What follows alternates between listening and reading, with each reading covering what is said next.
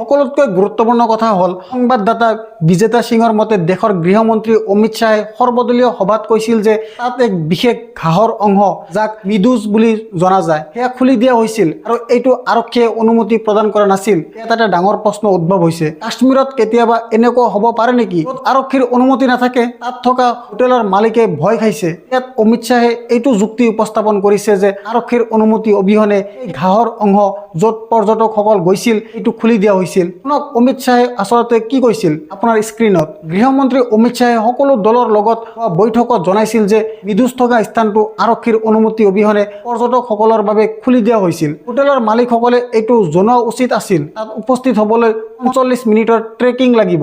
আক্ৰমণ হোৱাৰ পৰা কমেও 5 দিন আগত সন্ত্ৰাসবাদীসকলে 50 কিলোমিটাৰ পৰিসৰত কোনো যোগাযোগ সংকেত ব্যৱহাৰ কৰা নাছিল। পেহেলগামত এদিন 500 জন সুৰক্ষা কৰ্মী ব্যক্তিগতভাৱে উপস্থিত আছিল, কিন্তু বেচাৰানত কোনো নাছিল, মন্ত্ৰীয়ে এনেকৈ কৈছিল। CRPF আৰু আৰ্মিৰ কেম্প 5 পৰা 7 কিলোমিটাৰ দূৰত অৱস্থিত ঘটনাস্থলীৰ পৰা। CRPF প্ৰথমে ঘটনাস্থলীত উপস্থিত হৈছিল।